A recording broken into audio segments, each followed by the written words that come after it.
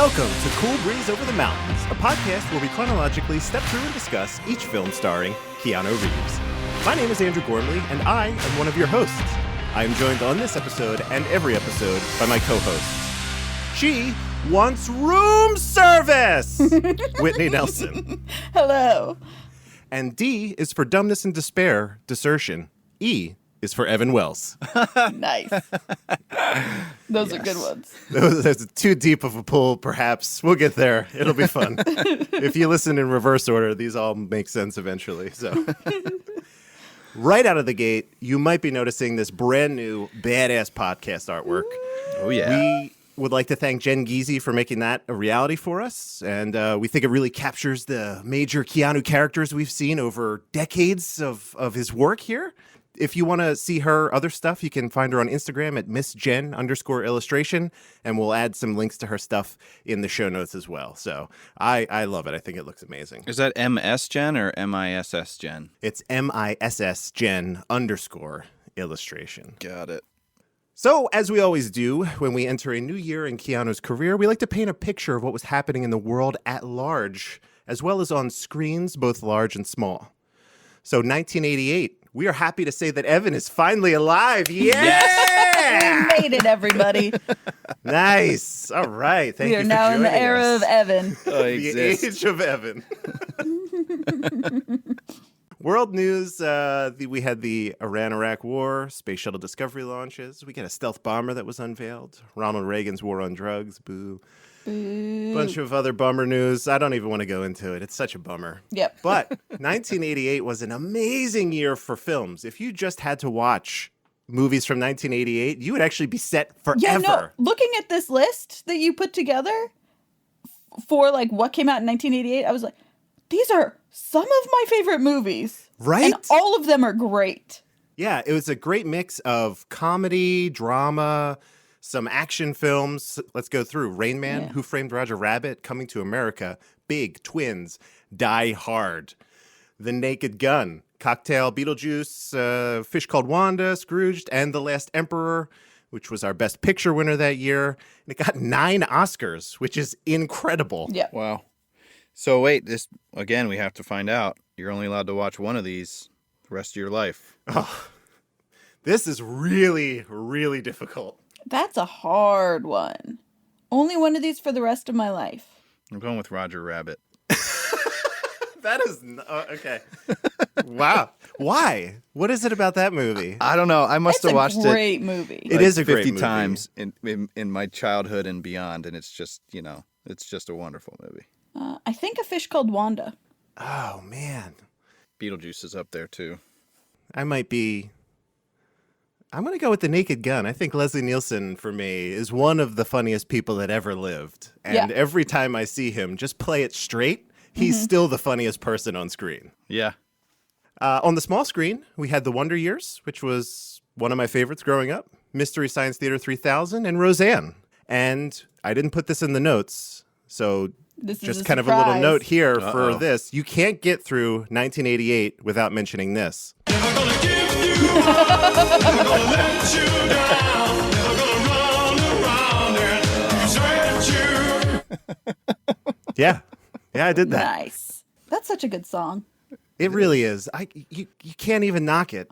Of all of the songs to become a meme, I'm so glad that was one because I actually like hearing it. Whereas there's a lot of other stuff that I would not have wanted to hear over and over and over again when it was in its popularity. That was a great one. It's delightful. Yeah. And it's mixed with a great music video, which was what helped it become a meme, right?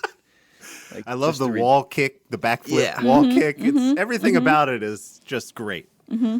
So with that, let's move into the synopsis of our movie on this episode, The Night Before. This is Winston Connolly's night on the town, and he's determined to make the most of it. We're on the wrong side of the... But after one wrong turn, one big sip, one low blow, he's in for the worst of it. If I start acting stupid, tell me. Robbing a toy store, he can explain. Your hands on your head! Now! I confess! I did it! Insulting a pimp. Hi.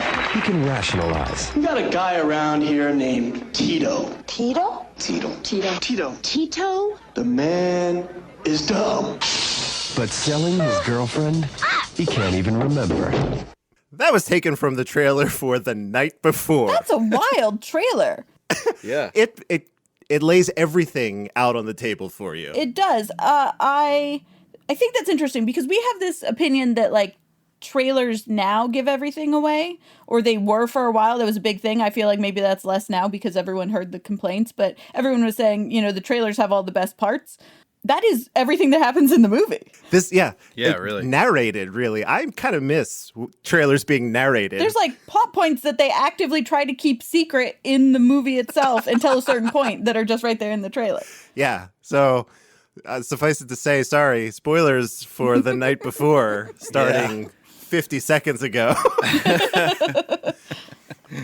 Not that we have to really run through it again, but the synopsis was pretty straightforward here. Yeah. In this unusual teen comedy, the most popular girl in school embarks upon the worst date of her life and loses a bet and is forced to attend the prom with the school's biggest nerd. The trouble begins when her doofus date gets lost en route and they end up stranded on the worst side of town. Mm-hmm. I also want to note that the tagline is amazing. We've had many great Keanu movie taglines. This is, you lost your father's car, sold your prom date, and a guy named Tito wants you dead. Classic Friday, right? Yeah. It's like 3 pillars of the movie, quite literally. Yeah, there are no secrets here. This was written and directed by Tom Eberhard. Co-starring alongside Keanu is Lori Loughlin, once again, Teresa Saldana, Trinidad Silva, and Suzanne Snyder. So let's get to the critical and audience reception. Whitney, we're back at another Keanu movie no critics I have was seen. excited because we were finally in there's a critic score and an audience score. Now we're right back. There is no critic score for this one. And it is a 55% audience score. So I think that's generous, but we'll get into that. So 55% score on Rotten Tomatoes. I feel like most comedies can be a little polarizing. So you would, have a 50-50s. I don't know. Is there one comedy that you can think of that is kind of universally loved, maybe? I don't know. Maybe one of the ones that we mentioned that came out this same year, actually. I was going to Probably. say, like, Naked Coming Gun? to America. Yeah, The Naked Gun. Coming to America? I mean, not everyone has seen A Fish Called Wanda, but that is Right. an Yeah. incredibly funny movie. And everyone I know that has seen it has liked it. But that's also, that's not a very big sample size. That's just people I know. Did you read this? I pulled this quote from Rotten Tomatoes. Yeah. I actually went through, and I just want to get your take, both of your takes on this. User Kojo O wrote, arguably the funniest and most entertaining teen-oriented movie of the 1980s and the best of the date movie genre from that era. Keanu Reeves at his best and most natural, a pure classic. How are we feeling about what Kojo O said here? Yeah. So Is any of this true? not a single thing that he wrote is how I would describe this movie at all. Is he a troll, I guess?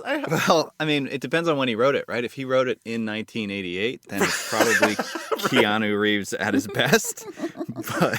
But We have to assume that he went stopped back in watching time- movies or at He 19. went forward in time to go on Rotten Tomatoes and then went back to 88. right, he wrote it, and he's like, just in case in the future, there's a website for this. What's a website, by the way?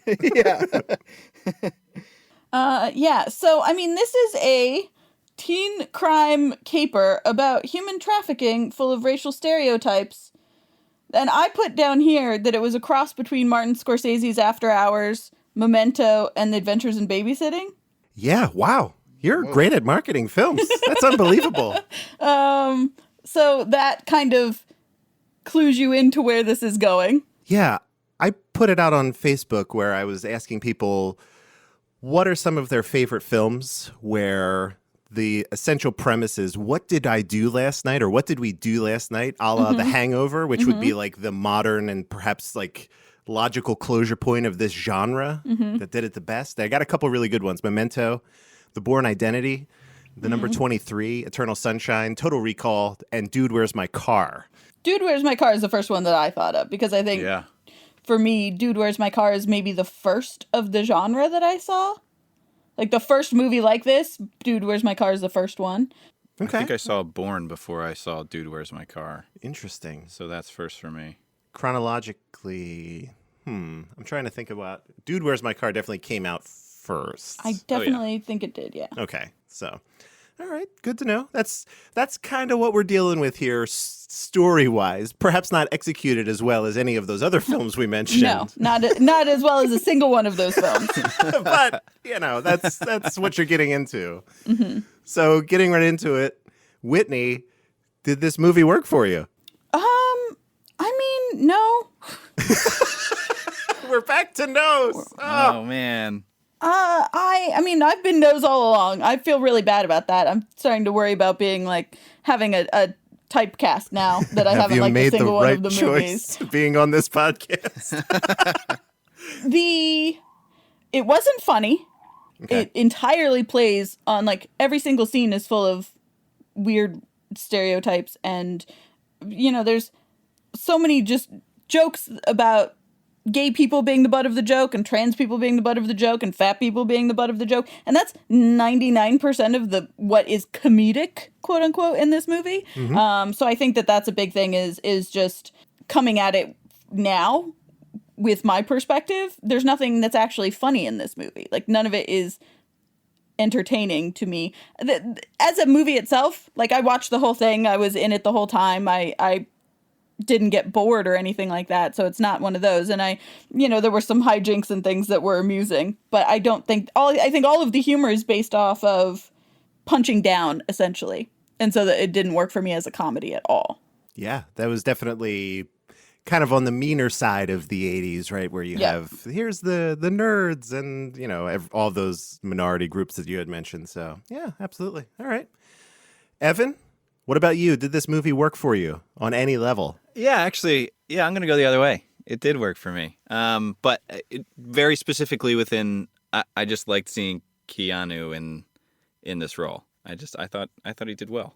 I thought he played the doofus pretty well, and it was I think it would have been easy to overdo it, and he got close at times, but there was enough moments where I was kind of just having one of those short laughs and just was entertained, and that's really all I was expecting from this.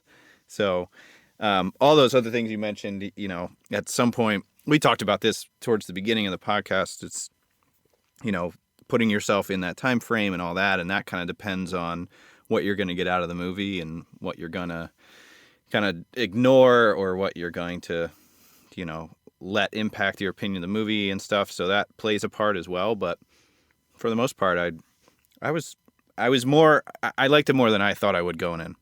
I liked it less than I thought I would, but I will agree with what you said about Keanu. I think this was a zany Keanu performance that we didn't really see before, even when he was doing the Ducky-like character in the gymnast movie. We haven't really seen this from him before, and I do think that you're right in that he carried the whole movie very well and did zany without going too over the top for the most part.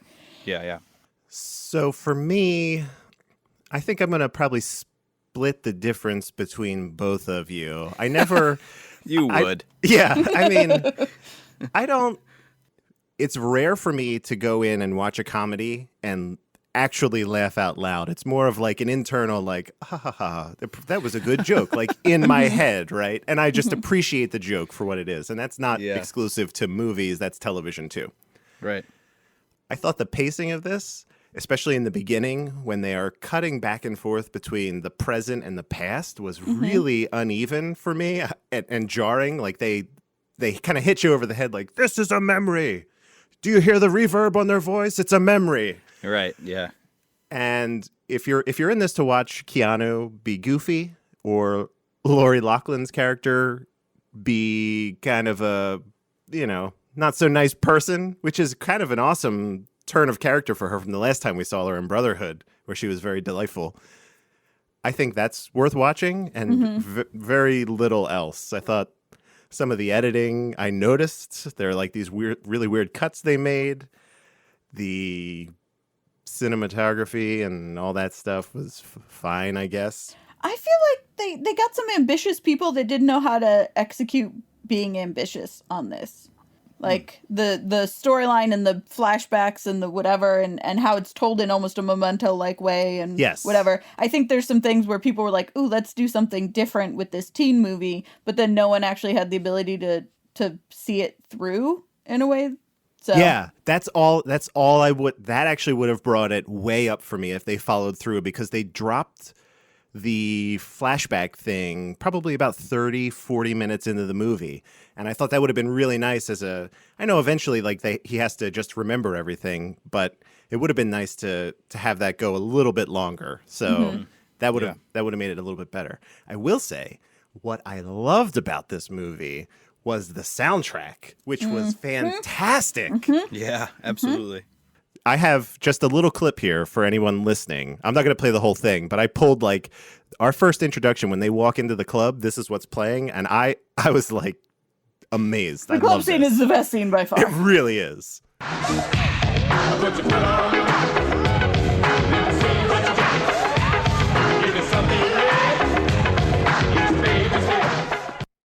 I cut it right there, but I was bopping along to that. Me So that was too. really, really, really fun. Those moments. George Clinton was just George Clintoning it up in this. Yeah, and I spent the rest of the evening after watching this movie listening to more George Clinton and P-Funk. That's right. Alexa, play George Clinton indefinitely, forever. Sorry if you were having Alexa at your house and it just went off. Sorry again, I just said it. Amazon cylinder, let's call it that. That's awesome. So do we have any other things we want to talk about at a high level, or do we want to get into our play-by-play? Well, we've already talked about my high level stuff, so. Ev, anything you want to add? No, let's go for a ride. Okay. All right. Whitney is going to be Yeah. taking us away on this one, so whenever you are ready. All right. So the movie starts out with a montage of scenes of suburban America and a very weird audio choice of voiceover of Keanu waking up in the morning. Like, it's not just in this one, like you were talking about, you already mentioned the audio, but this particular, at the very beginning of the movie, has like extra stuff put on it.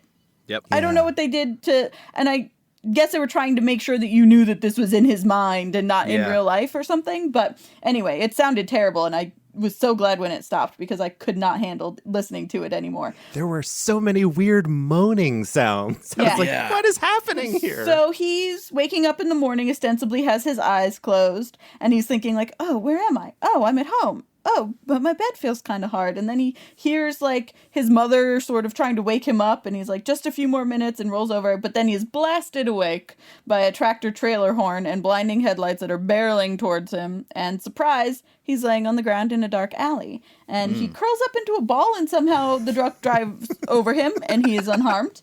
Yep. And Lucky. then he's laying on the pavement, and you hear like some jazz, and you hear like a lady laughing and a cat meowing, and he's wearing a white tux and has like a pink carnation in his lapel, but looks a little dirty and a little worse for wear. Yeah. And then someone in a hat looking kind of like a Latino Peter Falk comes over and like leans over him and says, "Hey kid, I hope you put the money in a safe place." And he says, "Do I know you?"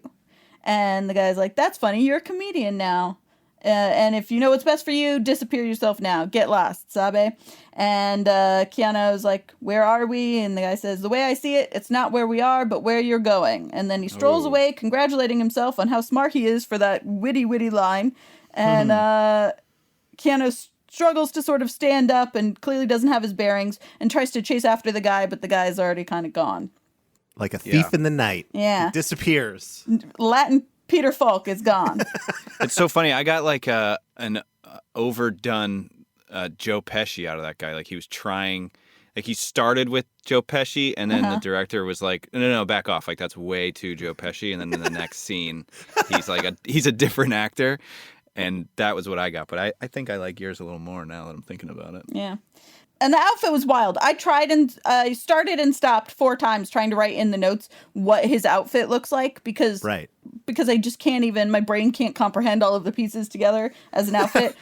Needless to say, it is the first of many stereotypes of Latinos, but this one doesn't even make any sense because I've never seen any of those things on one person before ever. So Yeah. Keanu sort of stumbles out of the alley and, oh no, he's in the bad part of town. And we Very see bad. this because there's like a car that's been stripped and there's trash everywhere and et cetera, et cetera. He has no memory how he got there or the night leading up to where he's at now. He washes his face in barrel water in the street. Oh, so now I so assume that bad. this movie is about someone contracting Legionnaire's disease and syphilis at the same time. So bad. It was It's just like the first of many terrible choices. like a rusty 50. Yes. I was horrified when he walked over to it's the kind of barrel that if it didn't have the lid on it, hobos would be building fires in, but it's Yes. full of water on the street, so that's clearly not good water. Anyway, it took me a long time to get over that. I missed most of the entire diner scene because I was too busy thinking about this barrel of water he just put on his face. So, Keanu, who at some point in this, we have found out that his name is Winston. I think it was when his mom was trying to wake him up. Yes. I realized in my notes that I'd just been saying Keanu because no one had actually talked to him and used the character's name yet. Yes. Right. But I do think that actually maybe his mom had said it. So, his name is Winston, and he stumbles into a divey coffee shop full of downtrodden third shifters and homeless people, I guess. And there's a waitress who has a fly swatter and is clearly over this shit and ignores him while he's trying to like call her over and do whatever. And he eventually orders a coffee and a donut and asks where he is again. And the waitress is all sassy and she's like, "You want information? Try 411. If you want coffee and donuts, we can do that." So she won't even tell him the address of the building. Least helpful person ever. Very. Just not- the neighborhood. He's not asking for coordinates. I got this weird feeling, like Sixth Sense kind of feeling when he walked in there that that everybody in that coffee place was like not able to hear him or see him. And because of none of them reacted at all to him entering into, except for the guy that he sat next to. Right. But it was just weird. Like they were just all very not interested in anyone else that was around them. And it kind of put me in the wrong direction for what they were trying to portray. For sure. So then he takes a sip of the coffee and it burns his mouth, which sends him into a flashback of sitting at a dinner table, burning his mouth on a slice of quiche of all things, to show that this family really puts like the white in white people because this coffee reminds him of burning his mouth on a quiche the night before at dinner. Yes. Quiche holds heat. Yeah. We find out in this flashback that he's about to go on a date with the prettiest girl in school and that he's had dancing lessons, so he shouldn't be nervous about this, and that, he's going to prom. And we find out in that order, and it's about that coherent in the movie. Right. And then, oh snap, we see it's with Lori Loughlin. And she was homecoming princess and captain of the pep squad. And I'm pretty sure that they say that she was model of the month at a mall 5 months running. Yeah. Because they mentioned the Galleria, and that is a mall in LA. And that's where they are. So Galleria teen model of the month, 5 months running for a mall. So that's a thing. Big accomplishment, really. Very illustrious. And then his little brother sassing him, and basically the only reason anyone would have even heard of Keanu in his own school was because he's vice president of the astronomy club, and that's it. More illustrious, arguably. That's code for nerd, yeah. So we're back in the diner, and then there's a quick scare about not having any money in his pockets and getting beat up by this guy with a bunch of facial piercings from the kitchen for not having money to pay for his coffee and donut, but he finds a $5 bill, and with it, a parking receipt. So he goes to the lot on the ticket, and he has a flashback about popular kids laughing at him as he pulls up to pick up Tara to go to the prom. And then it was real quick. They're, mean girling him as he goes up to knock on the door to get her. And then we flash back to present time, and he's lost the keys for the car. He's digging through his pockets. He sees a car in the lot. It's the only one in the lot. And some street tough named Danny Boy is like, "I can help you with this," and pulls out that long metal thing that you use to put into windows and jimmy open car doors. A Slim Jim. Yeah, that's what they're called. Yep. And so he's got one of those, and he's like, while he's doing it, he's like, "Oh, nice radio." And Keanu's trying to get information out of him, and he's also not being helpful. And then this guy's like, "You don't have keys, right? How are you going to drive it?" So he's like, "I can handle this." And he gets in the driver's seat and hotwires the car. And we all know where this is going. Oh, yeah. He immediately drives off without Winston, stealing the car, as everybody suspected that he would, because he's a car thief. Yeah, so quick car moment. That was a car moment, 1986 Ford Mustang 5.0, which is effectively the American version of what he drove in Brotherhood of Justice. Oh, Interesting. Pretty wild. Even maybe close to the same color, like a dark, like a deep red kind of Yeah. thing. Yep. Okay. Patterns emerge. They continue to emerge. Oh, I also wanted to call out that we're getting a really nice early dose of the Keanu run Yeah. throughout this whole movie. Yeah. Like, you could just silhouette that man, and everybody would be able to call out that run that Keanu has. Yeah. It is. There's a lot of lateral movement in his run with his head. It's very fun to watch. So, as he's making a big noise and sort of chasing but not chasing and yelling at the guy who's stealing his dad's car, he gets the attention of the guy in the booth who has the car keys this whole time. And in this discussion with the guy who's running the lot, who has the keys, we flash back again and we find out that Tara asked him to go out because she lost a bet with another cheerleader, and so she had to ask a nerd to go to the prom. What I will say is, I mean, that's a shitty thing to do. We all know that. Yep. This is the only movie I've ever seen where there's a conceit about like a bet being lost or won, and everyone knows about it, including the person who's like, she had to ask out someone to the prom that she would not want to ask out, and Keanu Reeves knows that that's him. Winston knows she doesn't want to be here, but she had to for the bet, and he's like, well, I'm going to try and turn it into a date anyway. Absolutely. Yeah. It's not a she's all that situation. It's Oh my God, I put it's not some kind of she's all that situation in my notes. Nice. That is almost verbatim what I had down to say. That's so funny. Yeah, so everyone knows it's all above board, even if it's shitty, it's at least honest. I like his perseverance though. He understands it. He's like, but look, I think I have a shot. Yeah, this is my window. I got to take it. Right.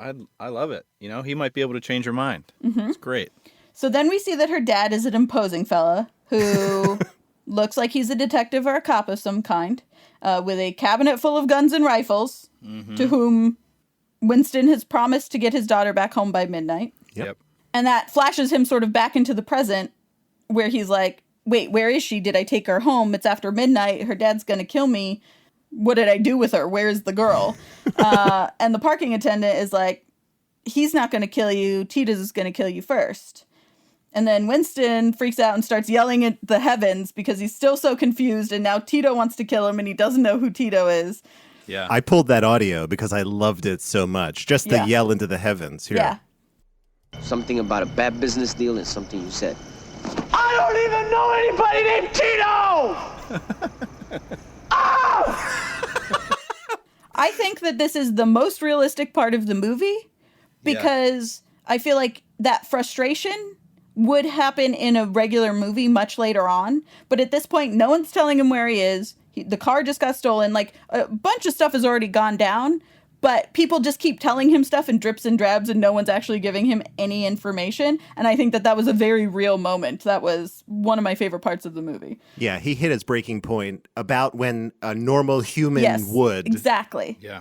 So then he goes to a phone booth to call Detective Dad to see if he's heard from her, trying to do some sort of falsetto, pretending to be a friend, and is like, oh, did she, after she got back home from the prom, did she call you?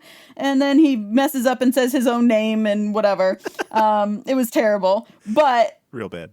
This also is one of the first of many off-color jokes of the, like, punching down stuff. Him talking in a falsetto on the phone attracts the attention of some random passerby in the bad part of town nearby who's like, hey, do you want to hang out? Because he was talking like a girl on the phone. Anyway. Yeah, the guy just leering in the background, and then kind of, he approached him in a, it's a very disturbing kind of way, but yeah. Absolutely. But the like, butt of the joke is, oh, this guy's gay and hitting on him. That's why it's so weird. And so that keeps happening, that sort of thing. Oh, this is so weird. And it's like, oh, wait, no, that's normal. That's just people. He did a good job of being creepy and predatory in the hitting on him, but... This is, I want to, right after this, we get the thing that breaks that predatory moment up. Yes, Is the so- car his dad's car driving by? blasting this song. Like George Thorogood kind of music, pretty Yeah. much.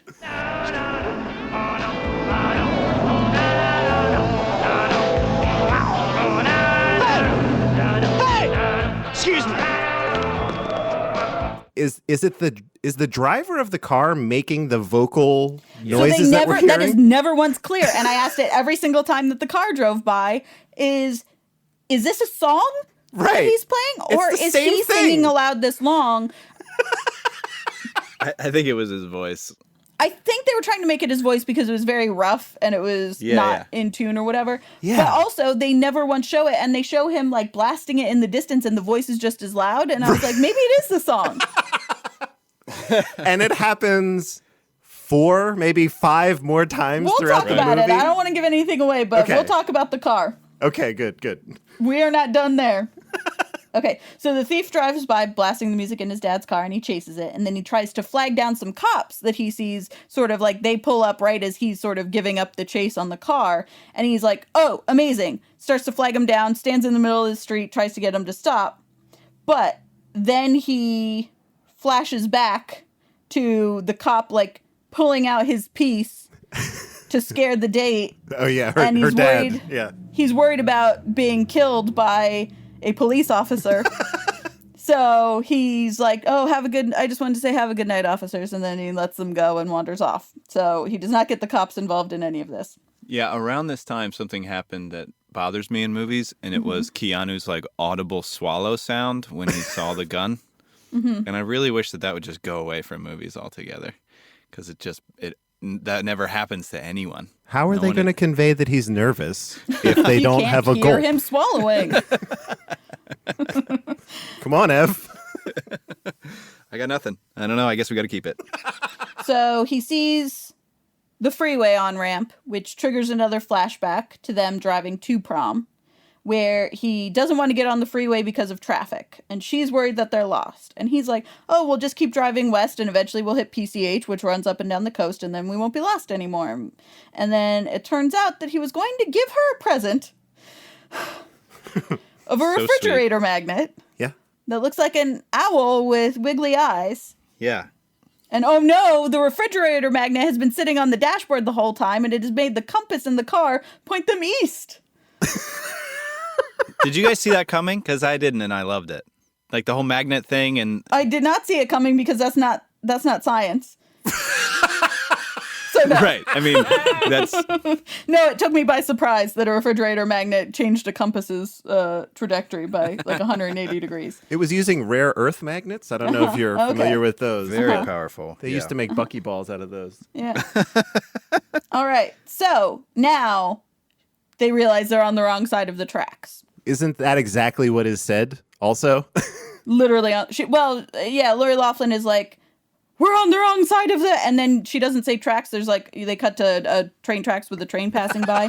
Like it's bleeping her, which is so funny to them that they put it in the trailer too, and is not funny at all to me, but Right. whatever, they're on the wrong side of the tracks.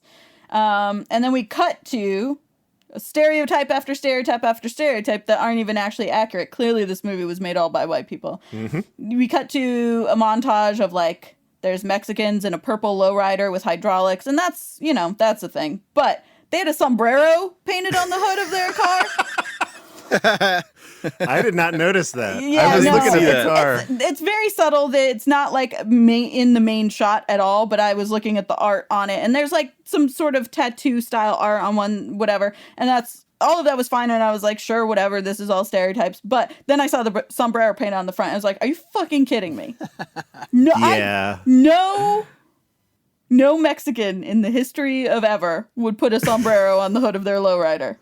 yeah. Right. It's just tasteless. And then there's a bunch of black fit dudes dancing, like breakdancing all together, and they really look like they're auditioning for a Michael Jackson music video, not like they're being, troublesome in a bad part of town. It really looks like Flashdance and not, oh, these guys are bad news. Yeah, like I would have sat there and watched. Like I Yeah, would no, have enjoyed it. they were all handsome and buff and in nice clothes and breakdancing very well. And Yeah. Where can I put the dollar? Right? Exactly. That's what Exactly. you guys are doing great. It's Great amazing. I entertainment. want to hire you right now.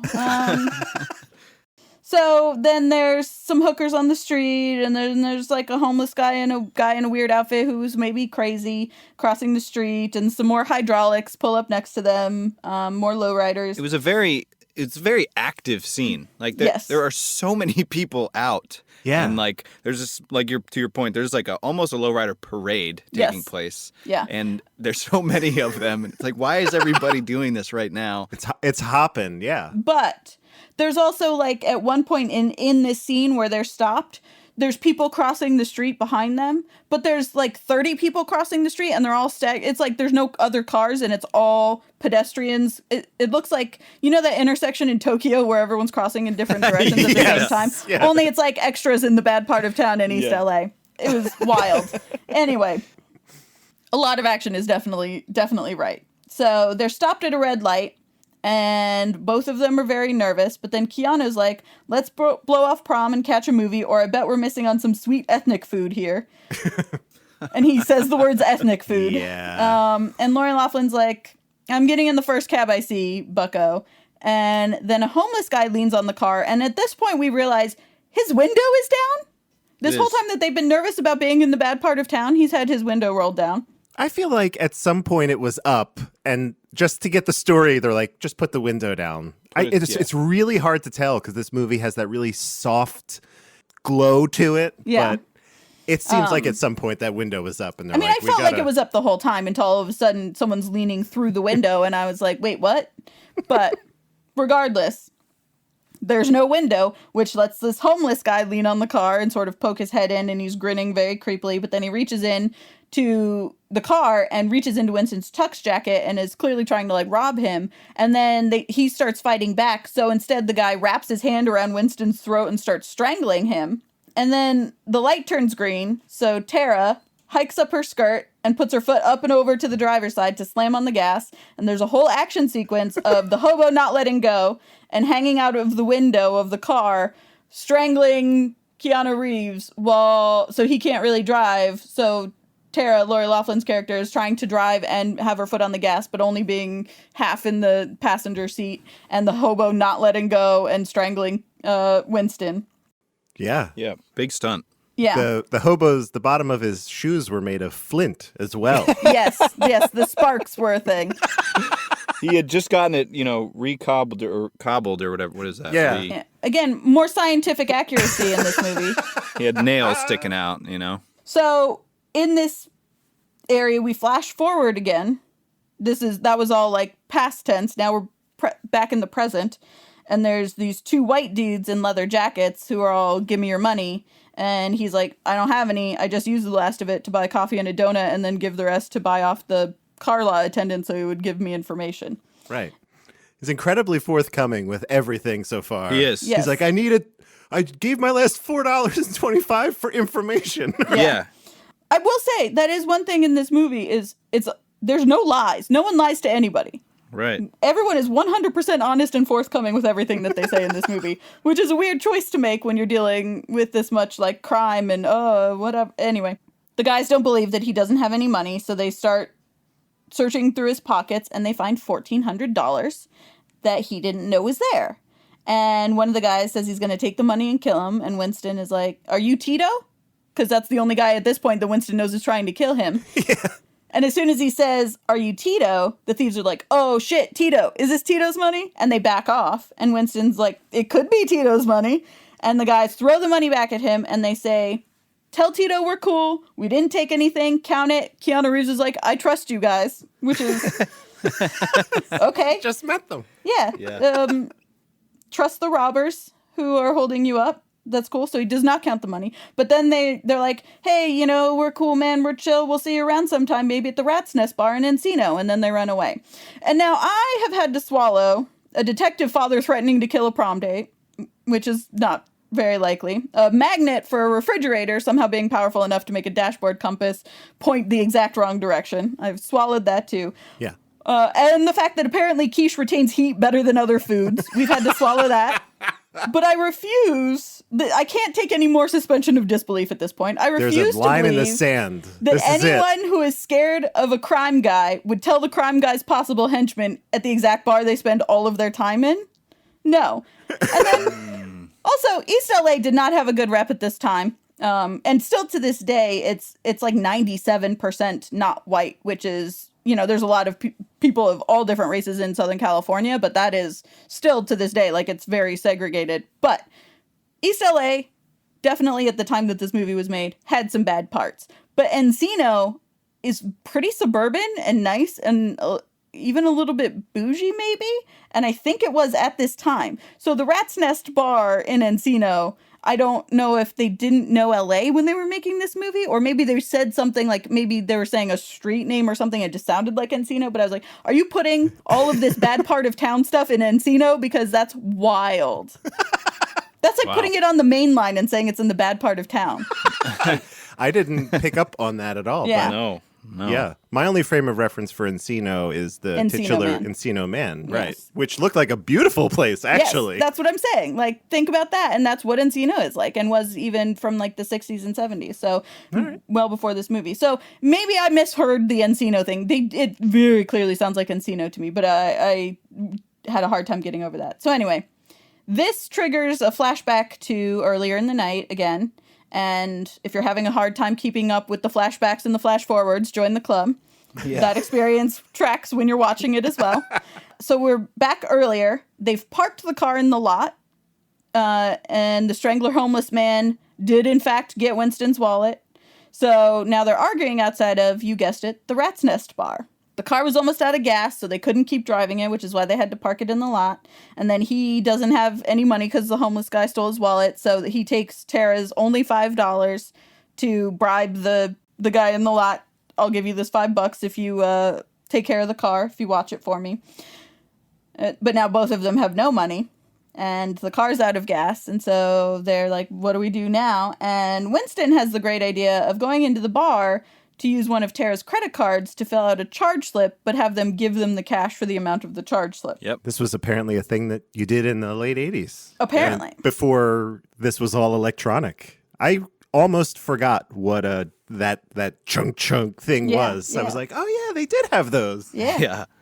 We used to have one at the restaurants that I worked at for when the power went down until they're illegal now to have. If you can't run it through like digital means, you can't run a credit card. Yeah, that seems safer, right? Because it basically just makes an imprint of the card. And there were times where the imprint of the card wouldn't come through and we'd handwrite it. So it's literally just a piece of transfer paper with information written on it, and we would submit that too. But also, you have a complete imprint of a credit card now. That makes theft very easy. So. Right. Just run this a couple other times. Yeah. It'll be fine. So anyway, she says, I'm not going in there. We're not going to use my credit cards. I'm going to call my dad. And he freaks out and he's like, no, don't bother your father. We don't need to bother him with this because he's, again, worried about being murdered by a cop. So they go into the bar and they get manhandled and wanded down for weapons. And she's like, we're going to die in here. And he's like, we're not going to die in here because 90% of all murders happen with people you know. Do you know anyone here? No, they're all strangers. So you're not going to die. Logic checks out. Which is a heck of an argument. So they're walking down this extremely long hallway, and there's a bunch of people in it, and they're all looking sort of menacing. But then they walk through the door at the end of the hallway into the club, and the club is dope. Yep. It is. We've already heard a brief clip of the song that was playing, but we've got George Clinton.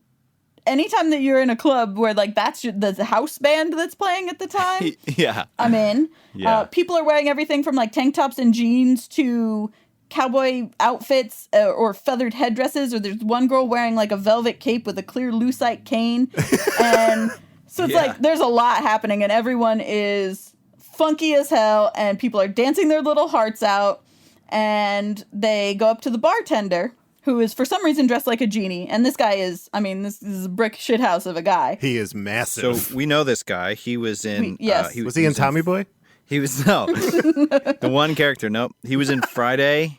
He was actually in The Dark Knight. Mm-hmm. He was in Fifth Element. Oh, damn! Mm-hmm. Yeah, he was the guy on the boat in The Dark Knight. Yeah, the he's big like guy. the go-to giant man. Yeah, interesting. He is a big guy. I didn't put that together. Yeah. Yeah. So for some reason he's dressed like a genie, but they ask him if he takes credit cards, and he says what kind, and then they pull out, it's a Visa, and they hand it to him, and he looks at it, and he's like, sure, they're real easy to sell, and he puts it in his pocket, and he walks away. And they're like, oh, shit. And so that he runs after him to try to get the stolen car back, and the bartender said, like, isn't going to give it back. He's like, no, I meant, do you take credit card? Do you accept them? Not do you steal them from my hand? And the bartender just says, what do you want to drink? And Winston says, ginger ale. And the bartender says, and Winston says, tequila. Yes. So the bartender says it's on him for the credit card he stole after giving him a ginger ale and tequila. And then Mrs. Flashdance extra in the corner, at this point, we only know her as an extra. She says, I wouldn't drink that if I were you, boy. And which makes Keanu mad. And so he chugs it because he's like, I do what I want to do. You're not me. So You don't know my life. Exactly. Y'all don't know me. So now we flash, this is the past, we flash back to the present, and the bar is empty, and chairs are sitting on top of tables and everything, except for Miss Flashdance is here. She's walking down the stairs, and she does this real sexy strut over to him, and she says, I didn't think I'd see you again. And then she full face kisses him, and then she says, it's me, Rhonda.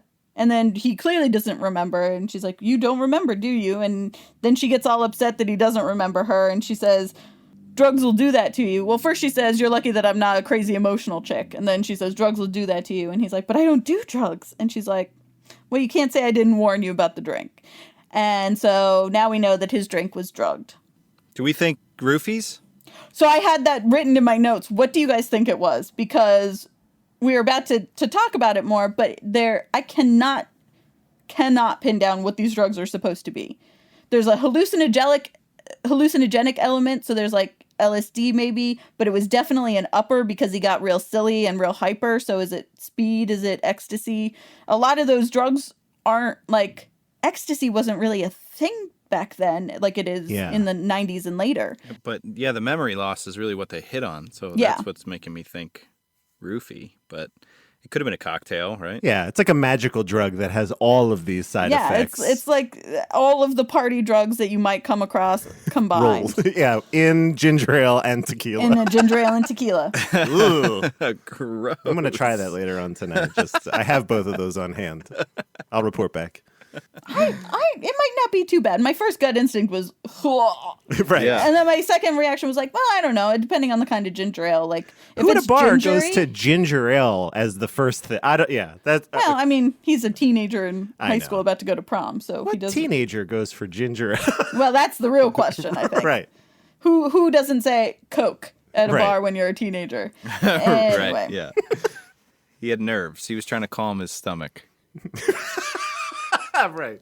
Okay. So him realizing that he was drugged flashes him back to the past, where the drugs are starting to kick in the club, and he smiles like a real goob, and then everything gets sort of blurry, and he Yeah. runs off to vom, and also make faces at himself in the bathroom, and then have a mime shootout with a pair of sunglasses. That was funny. I liked that part when he's shooting down the sunglasses. And then John Wick in training. Yeah. He realizes he's in the ladies' room when he hears a bunch of women coming, and he tries to hide in a stall and then puts on the sunglasses and pretends that he's blind and looking for the coat room when the women walk in. Yep. And while all of this is happening, Tara goes to a payphone to try and call her cop father, but the club is so loud that the people at the station can't hear her, so she doesn't get through. So he gets out of the bathroom and walks up to the stage and says, are we going to talk or are we going to rock? And all of the people on stage are like, who are you? This And then- motherfucker. Yeah. And then he grabs Tara because he's going to make her dance. And she clearly does not want to dance because she's still in the, I don't want to be here. I want to be at prom. I don't want to be with all of these ethnic people, et cetera, et cetera. But if you remember, he took dance lessons. He did. And it's, as his mother said in the very first flashback. So he pulls her onto the floor and clears the floor, and everyone's totally chill with the floor being cleared for some reason. And then there's a big dance number. It paid off. I think the dance lessons really paid off. They did. They really did. This is my favorite scene in the whole movie. Okay. That's fair. I enjoyed it. The whole club in general is the best part of the movie. Like, from when they Yeah. walk in the door to when they leave, the club is the best part for me. It was lit really well. They had really, really cool lighting, I thought. And then the juxtaposition between the style of dance that they were doing and then P-Funk playing that kind of music. I don't know. It just really made it. I loved it. And everyone in the crowd is surprisingly into these two teenagers in their bar, clearing the floor for their sort of like ballroom dance to funk music. And but then someone has broken a bottle and the floor is wet and has broken glass, so he trips and he falls mid dancing and kind of falls into / sees a girl with a tattoo on her boob. And when he looks at it, and we have a clip of this, but this is our first ever Keanu whoa. Oh yeah. And then you'll hear that in the clip, and then you'll also hear Rhonda, who is Miss Flashdance, pulling him away from the boobs. And why? And then he gets up on stage, and so that's what you're about to hear. Whoa! Okay. Oh. Hey, it's you! Hi, could you excuse us for just a minute? Bye.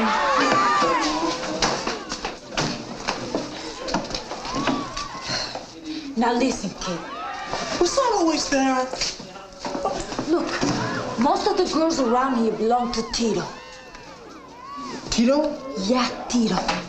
And he is pretty intense where his ladies are concerned. Tito Schmito. Listen, if I start acting stupid, tell me, okay? Hi. How y'all doing tonight? Good? All right. Listen, you got a guy around here named Tito. All right, Tito. All right. But hold it. Wait. But hold it. I gotta tell you something about Tito. The man is dumb. I want to know how many Solid. times they tried that last line. Yeah. His Just the delivery, once. It was that one. Yeah, his delivery of is dumb. I feel like probably could have been slightly different, but you know. So the first ever Keanu whoa was ogling some boobs. Yeah. And then he gets up on stage and says Tito is dumb. And then we're back in the present. And he learns from Rhonda that Tito is the big guy around here that does some of everything, but mostly he's a pimp. And then this is where we get the big reveal. Winston sold his prom date to Tito. And Tito's mad because Winston didn't say that her dad was a cop before selling her, not Right. because of this dumb thing. So Winston initially is like, oh, I called him done. He can't be that mad at that. You know, whatever. Whatever. And she's like, yeah, he's not really mad at that. He's mad because you sold him the daughter of a cop. And then he is, as he's trying to absorb the information that he sold Tara to another guy, he falls over off of his bar stool from shock. And then we flash back in the past to find out that Winston, he's at the club with two more outrageous Latin stereotypes of different sorts at this point, because they're sort of like mob henchmen, like vice presidents, probably. Yeah. Tito's the head guy. These guys are clearly like higher up in the ranks, but there's a lot of facial hair and pinky rings and things happening in these Starchy suits, real yeah. starchy suits. Yeah. Yep, crunchy. So these different stereotypes are talking to him, and basically he went up to guys who were running the club and said that he needed money fast, and he's got this girl with him. And what he's saying is, I got to get me and this girl out of here, and we don't have any money. What they hear is, I need money fast, and I've got this girl to sell you. So one of the guys says, does she want to work? And Winston replies, I know she works at the mall. So Which she did. She did. She did. And Yeah. also she won Miss Mall 5 months in a row or whatever. More honesty. So then one of them walks over to, inspect the merchandise. But I'm not paying attention to that anymore because holy shit, one of these guys is lighting Keanu's cigarette with a watch. This wristwatch. Oh, it was so There's awesome. a wristwatch, and it's like a calculator wristwatch, but instead of a calculator, it's a lighter. And I don't know anything that happened for the 5 minutes surrounding that lighter scene because I was so blown away by that lighter. Yeah. It was a Casio for sure that just happened to have this functionality. So then there's a whole bidding scene where they are naming prices and they go higher, and then Keanu Reeves is on drugs, so then he starts underbidding himself and ha ha ha. And then this one guy playing pool is like, you're a sucker, I'd have paid double for her, after they settle on $1,500 for whatever. And at this point, he still does not realize that he's selling her. I don't know how, even on drugs. I feel like $1,500 does not just get handed to you by thugs. So then we flash back to the present and we find out, amongst other things, that Tara's in the Young Republicans, which yikes. But then Oh, that was cringy. Rhonda takes off with a sailor, but not before telling Winston that she's not going to help him. Again, everyone keeps not helping this guy, but also that he is more together than he thinks he is, and no one's going to do this work for him out here in the city like they do work for, like he gets other people to do his shit out in the suburbs. So he's going to have to find her himself. Also, the entire movie, they keep implicating that he and Rhonda have had sex, but they never show anything even remotely like that, so I'm very confused about their whole dynamic. Yeah. And the guy that shows up for Rhonda is like a full-blown sailor get-up. Yeah, like on just the in the town, background. like Gene Kelly leaning in the door frame. Yeah, sailor. exactly. It's so weird. So many weird things. So she's going to go off with the sailor, and he's got to go find the girl himself. So now he's just sort of wandering the city, yelling her name, and just misses her being pulled out of a building and thrown into the trunk of a car. Yep. Then the car thief drives by in his dad's car again with the same song, which is now turning into a sort of Deus Ex Machina thing, because he chases the car and ends up in front of a building, and the whole next plot point of the story. So there's a guy standing outside of a building, and Keanu tries to talk black to the guy out front of the building. He's like, I know hip jive talk. And I could not, I almost threw up listening to it. It made me so uncomfortable. I debated pulling the audio, and I was like, I can't do it. We don't need to get more of that into the world. No. So then the black guy rightly says, get your honky ass out of here. Right. And just then, the cops pull up.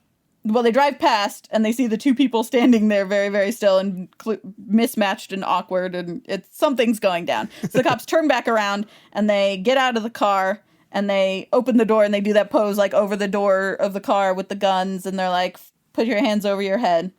And Keanu thinks that all of this, and the cops, and they're out looking for him because of the cop father, and he thinks that they're out for him, and he puts his hands over his head, and he's like, I did it. I took drugs and sold her to a pimp. And the cops are like, what? Because that's literally all he says is, I took drugs and sold her to a pimp, and no one knows anything that's happening here, including the other guy standing next to him. But the guy standing next to him takes this confusion moment as a chance to, like, get the advantage, and pulls out a giant rifle and grabs Winston, and now it's a hostage situation. Yeah. Where he makes the cops get into the back part of the car, and then so they're locked in, and then he shoots the radio, and then they run inside the building, where it turns out the guy was a lookout for a toy heist, and they grab everything they can and run out to the truck, and then there's a car chase with Keanu getting thrown around in the back of a truck with the toys, and that was clearly on some sort of, like, gimbal, because they were actually, like, rotating it like a rock tumbler. I just want to note really quick that the name of the toy store, I don't know if either of you saw it. Yes. It was called We Be Toys. Nice. And, oh my God. It's great. So good. Terrible. Terrible. So the toy thieves are like, I can't go down for stealing toys, blah, blah, blah. They're talking to one another. The whole chase is happening. And then they get away, and they get into a garage, and the toy thief pulls Keanu out and says, wait, so what was it you were looking for again?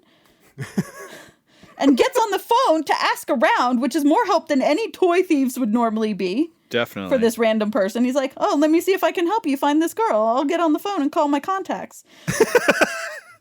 And then it turns out that she has a whorehouse called Gal Babies. Yeah.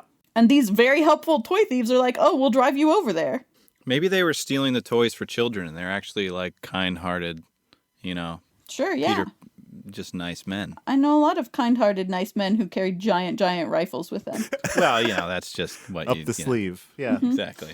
So these helpful toy thieves drive him over to the whorehouse, and they're just sort of cruising and jamming, and Keanu's like, can we go any faster? And they're like, no, I don't want to get another moving violation or whatever.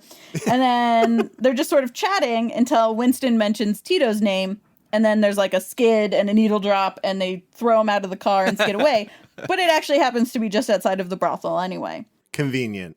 Yeah, convenient. It's perfect. So he walks in, and the madam has fallen asleep watching TV on the couch, so he sort of just sneaks in pretty easily and starts to go upstairs. And then, again, jokes that didn't age well. There's a trans thing that happens about a person who looks like a girl and then has a voice like a guy and whatever. And then he hears crying and he walks into a room and sees the prom dress that Tara's been wearing the whole movie. But it turns out that it is a middle-aged woman doing a whole like balloon and streamers prom first date scene for John's. And she bought the dress from Tito, who apparently sold Tara immediately after finding out that her dad was law enforcement. And he didn't want anything to do with it. So he turned around and sold her to somebody else. This woman doesn't know who Tito sold her to, but she does know that Tito got $3,000 for her. And Keanu's like, hey, wait a minute. That guy shooting pool said he'd pay twice as much for her, and that is twice as much. So I got to find the bald guy. He used math to solve the problem. He did. Cue ball. Perfect name for a bald guy playing pool. If not a little on the nose, but a okay. little on the nose. So all he knows is that there's a bald guy. And the bald guy would pay twice as much for her. So that's his lead. And he runs out and he stops a different Latino stereotype. Now it's a day laborer in a pickup truck. And pays him $100 to drive him all around the city to ask questions of all of the people in the bad part of town to find out who and where bald pool guy is. And after a montage of a bunch of not having any luck, did you have something? Cue ball. Cue ball. But we don't know it's cue ball yet. Yeah. Oh, you're right. I'm sorry. They don't didn't say get cue that. ball until he's standing in front of cue ball's apartment. Well, it should also be noted that along the way, he bribed people for their clothes. Yeah, so he has a Yes. bunch of no luck with people, and he's like, it must be this dirty white tuxedo that I was going to prom in that's the difference. So I'm going to buy clothes off the backs of like 4 random men and change my outfit Yep. with parts of different people's outfits. So now he looks like he fits in, I guess, because the first hooker that he stops knows exactly where to tell him to go. And she's like, here's where you find Cue Ball. So he stops at a newsstand outside of Cue Ball's apartment to ask the guy, does Cue Ball live here? Where is he? And the guy's not giving him any information. He's like, who wants to know? Blah, blah, blah. Get out of here, kid. And as soon as he says, I'm here for Tito. Tito wants to know. Then he's like, oh, it's the 3rd floor, first door on the left or whatever. Super helpful. Yeah. It was such a great turn. And stands up straighter and like enunciates every word very nicely and everything. That guy actually did one of the best acting jobs in the movie, in my opinion, when he goes from like crime guy newsstand, get out of here, punk, no, who wants to know, into like, yeah, okay, Tito wants to know, here. Yeah. He gestures with like a knife that he's using. He's like, oh, it's right in the building, 3rd door on the, or whatever. Yeah. It's like, it was really, really funny. It was funny. And then for some reason, this newsstand out front of Cue Ball's apartment sells a bunch of like 5 or 6 different models of gun, but they're not guns, they're lighters. But it's like 80s. literally a selection of different kinds, like a snub-nosed revolver or like a Glock or like a whatever. There's 6 different kinds of handgun that you can buy, but they're all lighters. So he buys one and he goes upstairs, starts kicking in doors, which Dude, is I loved ballsy as it. heck. And this is the point. This continues for the rest of the movie. All of a sudden, Winston, Keanu Reeves' character, is like, fuck all these guys. I can handle myself. There's no instigating event that makes him feel like he can handle himself because he still hasn't actually encountered any guys yet. I really loved that classic kick the door in and it just closes right on him again. That was so funny. Just swings wide open. They followed that through where the guy like comes from his kitchen and he looks, he's like, huh, nothing. And then he goes back in the kitchen. I was like, all right, you got me on that one. That was probably the funniest part of the whole movie to me because it was actually funny and it was like humor that didn't depend on punching down, essentially. Absolutely. It was just good like slapstick that still plays. It was a really funny kicking door scene. So anyway, he eventually kicks into Cue Ball's apartment. And after pulling the lighter gun on him, Cue Ball is like, oh, wait, you have a gun. Maybe I will tell you. He already sold the girl to a guy who exports. And the guy is Fat Jack. And Winston better get there in time because Fat Jack tests out the merchandise before he ships. Terrible line. You know, it's just like oh, God, that's gross. You know, that line hit me. I mean, the whole thing. We've taken a very, very swift turn from pimps and prostitutes into white trafficking. Yeah, international sex slavery. Exactly. So he is going down to wherever Fat Jack is, And Fat Jack is out front with a very nice car that has overheated, which gives Winston time to climb the fire escape to the motel. But Evan, do you have any thoughts on the car? Oh my gosh, I love that it was. It's such a good car. It's like a '60s. I think it was like a '60s Caddy, just a big land boat, kind of beautiful. I think it was pink, right? It was just this. Yeah, it was Yeah. like a Real- even, if you Real will. presence. Yeah, salmon was the color that I thought it was too, and it was just beautiful, just a beautiful car. But the engine has overheated, and so Fat Jack can't leave right now. Oh, sorry. It is a 1959 Lincoln Premier. for those of you Yeah, that it didn't are look like a curious. caddy to me. I Yeah. mean, I don't know anything about cars. I do know, like the 55 to 65 and that like Chevy, Cadillac, sort of all those cars that look like that, because those are my favorite cars. Yeah. Right. Beautiful. But that didn't look like one that I had seen before. So Lincoln. Okay. It looks like a Lincoln. Lincoln always makes those big giant like yachts. Yeah. It's luxury. Yeah. It's Absolutely. luxury. So Keanu's climbing into the building and having some fire escape issues and whatever, but it's okay because Fat Jack is still downstairs distracted by a cigarette machine and whatever, so he's breaking into the building. There's fat jokes that didn't age well, just like all the other jokes. Yeah, the guy looks at the stairs and asks if there's an elevator. Yeah, he's like, you have an elevator and stuff like that. And they're really going hard on how fat this guy is. And I mean, he's fat, but he's not that fat even. So they could have found an actor who was fatter than Fat Jack if they were going to go that hard on the fat jokes. Yeah. Anyway, the motel desk clerk guy says, be careful with those floors, buddy. They're what you might call antique.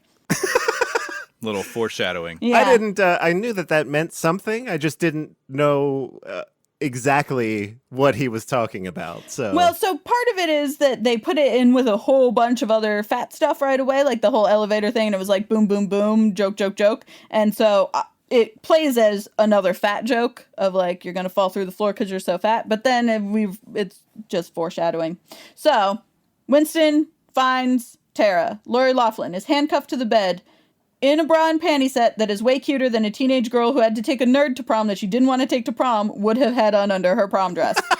That's underwear that you wear when you want somebody to see it, and she did not want him to see it when they met up at the beginning of the night. So that's Or did she? a continuity error, in my opinion. Maybe she wanted to Majorly go off. with him. She wanted to go with him all along. No, they just wanted to put her in cute bra and panties because she's Lori Loughlin. This is the scene that like plastered all over the IMDb page, right? Is like, Oh, it's all over everything. When I Yeah. searched this it's the movie, only image. Yeah. the night before 1988, that's the only thing that I saw was this image of her in the bra and panties. So she's handcuffed. One of her hands is handcuffed to the headboard.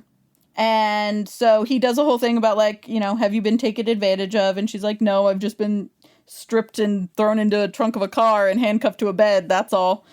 But no one's touched her yet. So they are he's trying to break the bed to get her cuffs off before Fat Jack gets upstairs. And this is intercut with him huffing and puffing his way slowly up the stairs. yeah, to fix that, he lights a cigarette. Yeah. So he's trying to break the bed so that they can get the cuffs off. And he asks if there's any clothes. And she says, no, there's just a tube top and a mini skirt. And he's like, well, that's clothes. And she's like, no, I can't wear that. And he's like, something is better than nothing. And she's like, no, tube tops are out of fashion. And the mini skirt is vinyl. Right. So the tube top is out and the skirt's vinyl. So no way I can't wear that. Justifications. But by this point, Fat Jack has plodded his way up the stairs, and Keanu hides in the bathroom when they hear him coming. And then Fat Jack says, how would you like to make it with me?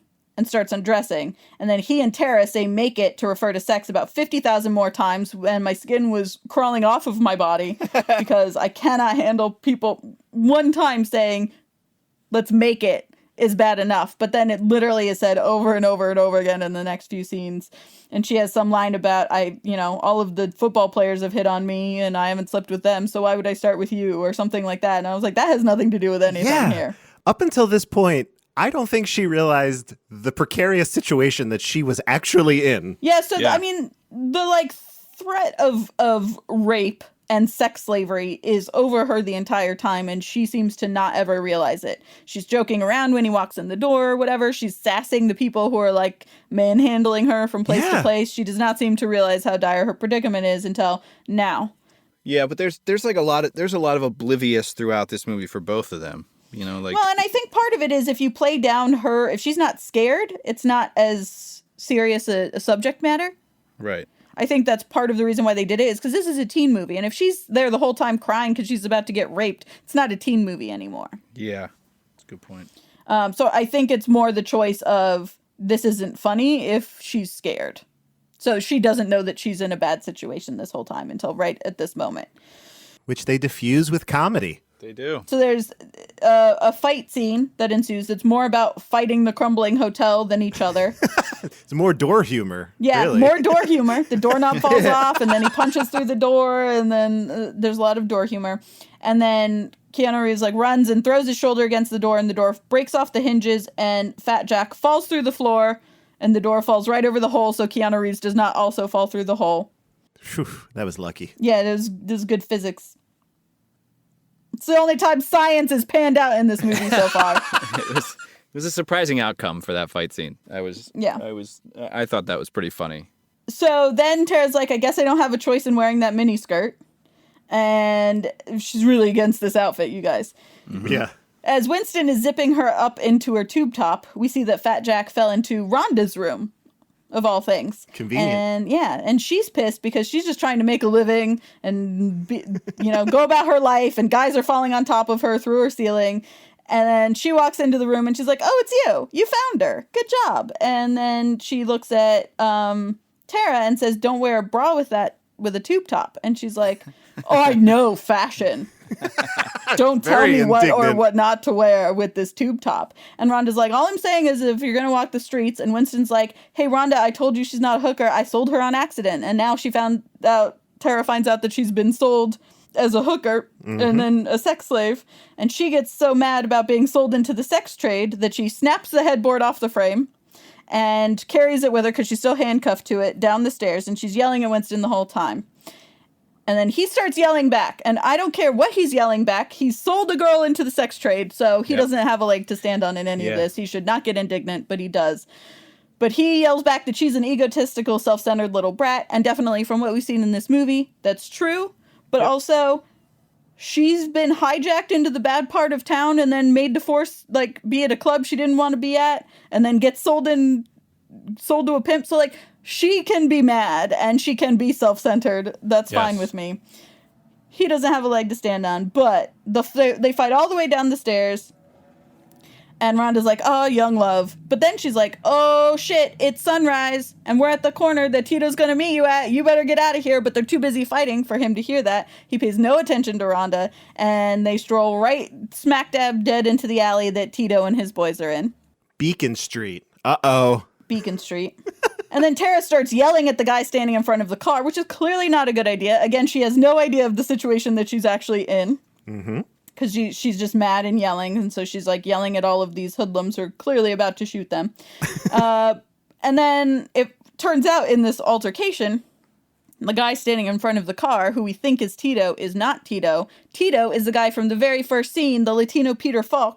Surprise! And the guy who said to Winston, get lost if you know what's good for you. And also thought himself so clever that he'd be better appreciated in Berlin. That was one of the things that he said is walking up down the alley in the very first part of the movie. So Winston's like, I made a fool out of myself, but this isn't a big deal. And Tito's like, it's too late. It is a big deal. And then the hench guy pulls out a switchblade. And that's when Tara finally gets scared. And all the bad guys are kind of edging forward because they're going to rough up the kid. But then guess what happens?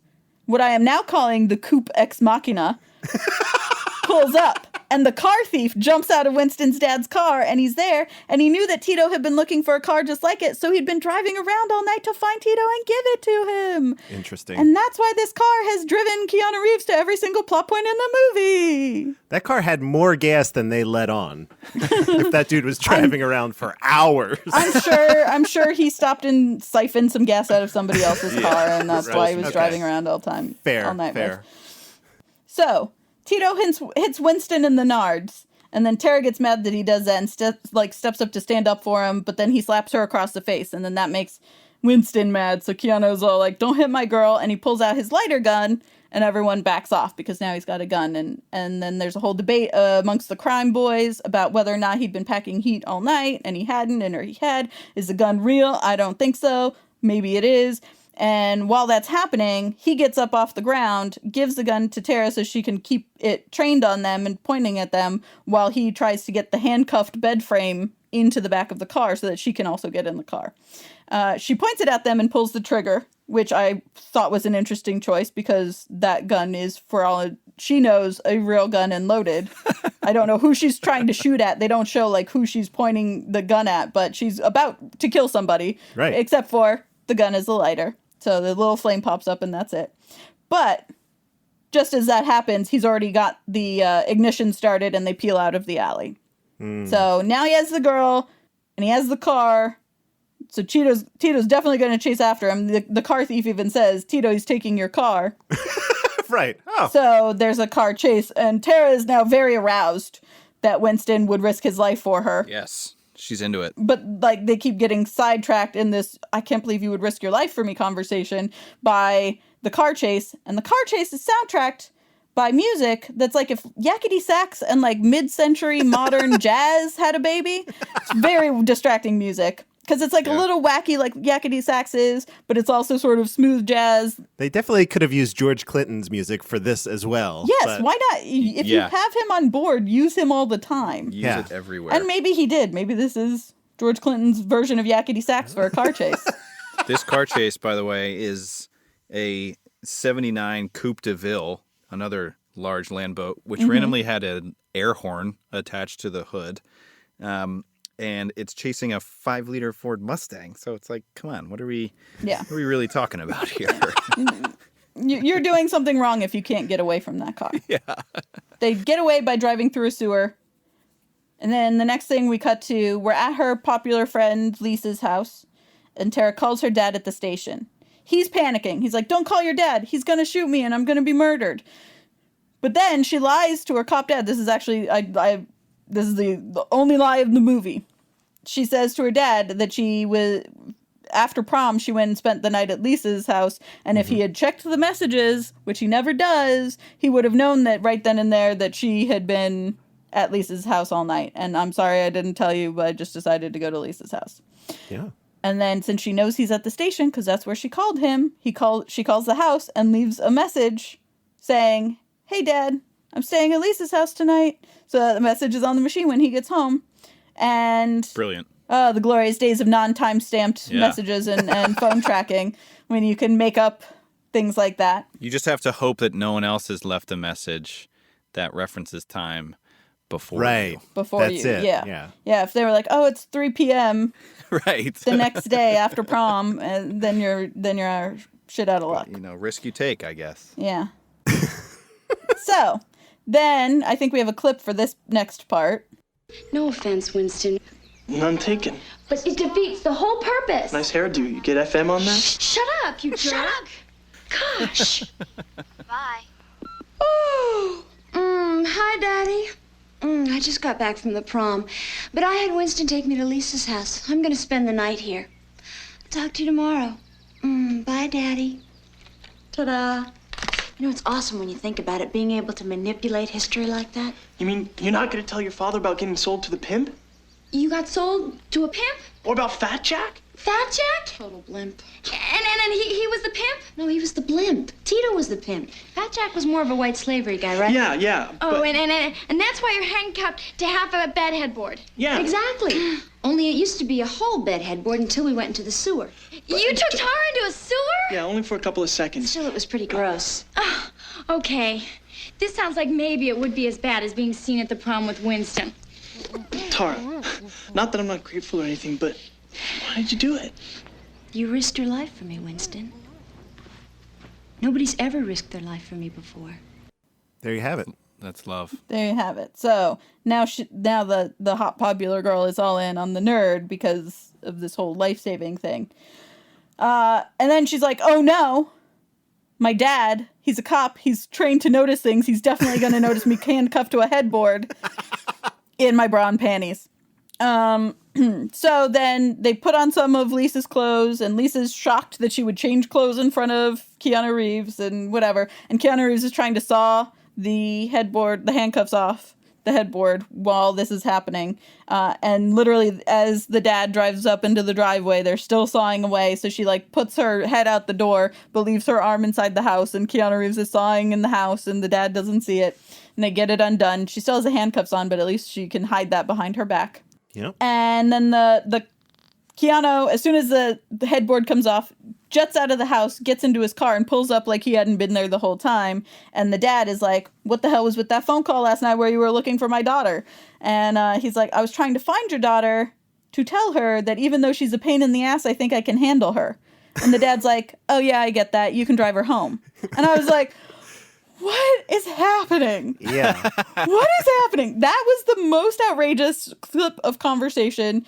He's like, she's kind of a bitch. And the dad's like, yeah, I know. And he's like, but I think I'm into it anyway. And the dad's like, well, good for you. Get out of here, you crazy kids. And that was my least favorite part of the whole movie. Yeah, it was just like an about face for everybody. Like, he says that she's a pain in the ass. She looks very indignant about that. Very offended. The father agrees. Everybody kind of has a little bit of a laugh. And then, it's all good. Come on. Hop in the Mustang. Let's Get go. in, bitch. So then they get into his car. His dad's car. And then he hotwires the ignition. And the car starts. And then they kiss. And then he does like a spinning rubber drift thing in the cul-de-sac right in front of Cop Dad. And the cop dad's like, oh no, he's a bad boy. And then they speed off into the sunset. So Roll it ends credits. with him apparently now being a badass instead of a nerd. The end. I was sold. It was the last 10 minutes of the film that He learned a lot, man. He had to turned into a rise man. to the occasion. He became a man in one night and a following morning. Right. I don't know. I'm not super sure. Yeah, I'm not. The character development doesn't track. Doesn't track for me. Agreed. Agreed. So I guess with all of that, Whitney, I think I know the answer, but I think you know the ansr as well. I think you might have said it right up at the front. But Yes. would you recommend this film? No, I would not recommend this film. Okay. No, I think that it is it does not play well at all anymore. I think maybe it would have been funnier and it would have been whatever at the time. Even though I think at the time I still would have found it mean because every joke is negatively about another person. It was at least humor that people found more acceptable, but it's wildly racist, and it's about a girl getting sold into a sex trade, which is stuff that a lot of people don't want to hear about, and all of the jokes were being mean about people instead of just stuff that was funny. So, no, I do not recommend this film. Okay. Evan, do you recommend this film? I may or may not have already recommended it to someone, so. Actually, IRL, you recommended this? Yeah. Let's just use that as my answer. Okay. Alrighty. I would not recommend this. There are movies that did this premise way better.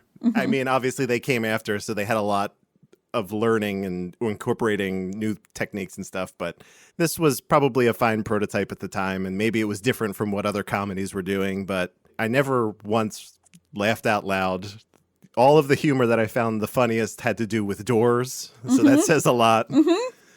Yeah, it fell flat for the most part for me, so it was nice to see Keanu try something. This is the first outright comedy he's done, I guess. So he's done some funny stuff that we've watched already, but perhaps unintentionally funny. Yeah, I mean, I definitely think that the only reason anything in this movie worked was him.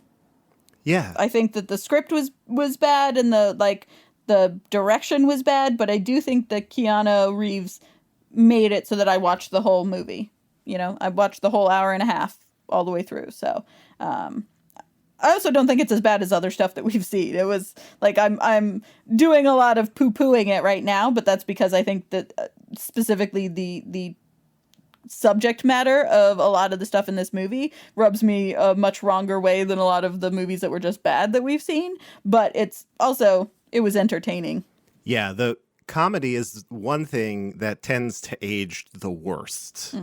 So agree there. But so we're feeling him getting into this comedy world a little bit more now, though? I think he did a good job at it. I think he definitely does not maybe have his full chops for comedy, but I also think that he carried the movie. So, Yep, I agree. The one thing I want to keep doing, if we can, is this is going to get cumbersome very quickly. You think so? Yeah. Where this fits into our ranking? I'm into it, though, yeah. So now we're at 6 films. Yeah.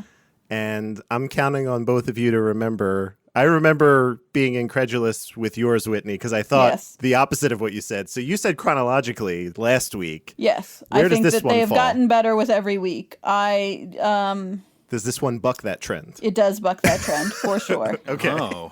I think I would probably put this behind River's Edge and Brotherhood of Justice. Okay, so around, all right, got it. Around number 3 for you so far? Yeah, in the middle. Yeah. Ev, where would you slot this one? I think this is going to be, let's see, it's going to be the best one so far for me. Is that right? Yeah. Really? So number 1 for you currently? Yeah, I just purely on what I thought Keanu brought to the movie. Interesting. See, I'm going to go ahead and say second to last for me.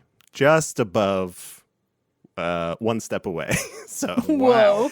Yeah, Wow. I was not a fan. So Wait, this was worse than Flying? Yeah, flying, yeah. You know That's what? where I'm Now gonna- that you say that, you've changed my mind. It is worse than Flying.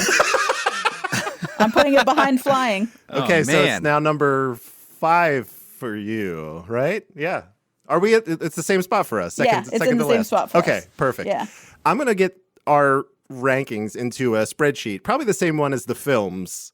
Yeah, that would be a good one. That way we can just kind of talk about the last 3 or 4, but Yes. keep updating them as we go so that we always know what the top 3 or 4 have been so far. I think that's a good idea. Wait, so this was better or worse than Youngblood? Worse. Worse. By a lot. Okay. Yeah. All right. Yeah, So then I have every gotcha. other movie except One Step Away above this one. So That is crazy. And Flying was rough, but I would watch Flying again before I would watch this again. right. We know that I was not a fan of flying by any stretch. But for whatever reason, these are the things I'm drawn to comedy. So when it's done really well, I will latch right onto it. And when it's done poorly, I turn it off. I think that's part of it. I think that drama that you don't get into still is telling a story and isn't quite as like you said earlier, polarizing. I think you can not like a movie that's dramatic and still be like, I get what they were doing, it just wasn't for me. But comedy, when it fails, it's not funny, which is the whole point of the movie. So it goes way on the other end of the scale. Exactly. The comedy does not have a story to fall back on. Yeah, It has exactly. to exist on comedy alone. Got it. Maybe you can fall back on science like this movie did. Multiple A times. lot of sound science in this movie. This movie could fall back on the music reliably, and that's it. And only for that 15-minute club sequence. But But boy, was it good in that 15-minute club sequence. it Oh, totally was. It was all George Clinton. That's why. Right. Yeah. So that's where that is. I'll get that spreadsheet together for us. I'll populate all of these ones so far. I think it'll be interesting to track some of these. Obviously, I think it'll continue to go chronologically for a lot of these. And then some of them will probably be quite a backslide where we'll be back down in this neck of the woods for even me, newer movies. For me, it's been, pretty steady incline, but I think we're going to see a lot of, peaks and valleys. Yeah. Classic Keanu. Yep. That's his whole, what's so intriguing about Keanu Reeves is the peaks and valleys. That's it. We have to stay strong through the good and the bad. So. Exactly. So next week, I will be leading the discussion on a film called Permanent Record. I have not seen this. Have either of you seen this before? No. So this is one of those movies when we first started talking about how many movies on the list we've seen. Yeah. Something about this is very, very familiar to me, but I can't recall any of the movie. So I think maybe it was on TV once and I caught 10 minutes of it and then flipped to something else, or it was on in the background while I was at someone's house or something like that. Because the poster and the sort of the general overview, I think something is familiar, but I think it just sort of seeped into my subconscious. I don't think I've actually watched the movie. So I think this one is probably, from what I've read, I try not to read too much about them in advance. Yeah, me too. Especially if I haven't seen them. I'm certain this one kind of falls more into the drama side. So this was just dip a toe into comedy and get back into what he has been doing for the most part. So that'll be interesting to see. And I think this also has a pretty decent cast, Permanent Record, I mean. So. Yeah, I'm looking forward to it. Yeah. I have not pre-looked at the Rotten Tomatoes score, so I don't know if there's a critical reception for it or not. But that's the hardest part for me putting these together. Is if it does have criticals, I was like, don't look. Just go to the user reviews, because the users are almost universally wrong. Yes, So, they are. As we've seen with Kojo. Oh, I'm sorry, Kojo, if you happen to listen to this at some point. Instant you classic. Are dead wrong. But nice work on the time travel to get to Rotten Tomatoes. Any other high-level thoughts before we bring this thing in for a landing? Nope, that's everything. Go watch it. Go with it all. Or don't. Right. Right. Second to last. You can find our website at coolbreezepod.com and access all of our episodes, list of films we'll be reviewing. Very soon you'll see our rankings and much more. You can reach out to us by emailing coolbreezepod@gmail.com or hitting us up on Twitter at coolbreezepod. If you think this is a podcast you can get behind, please give us a subscription on your preferred platform, and a review would be much appreciated. We'll be back next week, but until then, Whitney, where can we keep up with you on the internet? Okay, so I've got a lot of podcasts. So I am on a real play podcast called Myth Takes, where we play a Monster of the Week game. And then I am on a video game podcast called Almost Better Than Silence, where we talk about video games that we've played over the last week or so and any video game news that's out. And then sometimes we get derailed into other stuff, like talking about, I think one of the first episodes I was on of Almost Better Than Silence, we talked about if Iron Man poops in his suit. And then my other podcast is called Historical Hotties, and it's kind of we take different categories of historical figure and try and figure out which one is the hottest. And the most recent one that I believe is out is Wits, and we pitted Dorothy Parker against Oscar Wilde to debate which one was hotter between the two. And coming up next week is going to be Singers, I believe, which is I don't want to give away, no spoilers, but we did just get written up. There was an interview with us in All Geek to Me, if you want to go find that, where they interviewed my sister and I about historical hotties. That interview just came out. And I'm also working right now on a stunt podcast that I will reveal more details of when it's closer to actually being done. Because I decided there was not enough podcasting in my life, so I'm going to do a one-off stunt thing, and I will let you guys know about that when that happens. But you can kind of keep up with all of those on Twitter. I am at Whitney_Nelson, and it's spelled Nelsen. And I will usually retweet or tweet about everything that's going on with me on the internet, so you can find me there. Nice. I think that interview with you and your sister is really, we'll link to that in the show notes, because that was really cool. So thanks. Yeah, I think it turned out pretty well. Awesome. Ev. Yes, Andrew. If you would be so kind. You better take at least 5 minutes since I took so long, Evan. Yeah, I need you to go ahead really and list get into this. all of the things that you are doing on the internet currently. Okay, perfect. Yeah. I got that.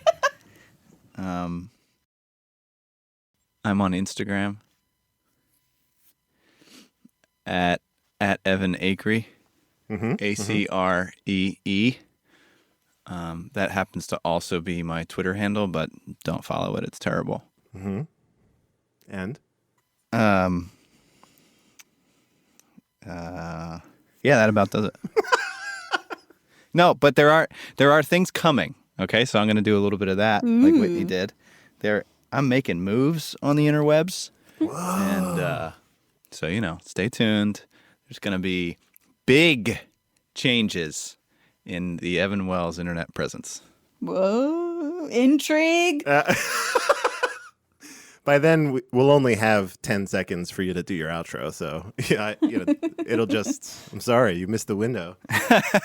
As this thing gets more and more popular, there'll be less time for us. We just got to focus on the work. All right. I gotta double my efforts. I will keep it short. Just follow me on Twitter at Dark Driving. I tweet a lot about this show and many other nerdy things. And you can find all the other stuff I'm working on there. So that would be awesome. So with that, thank you all for joining us. And in the words of Bill S. Preston and Ted Theodore Logan, be excellent to each other. Party on, dudes.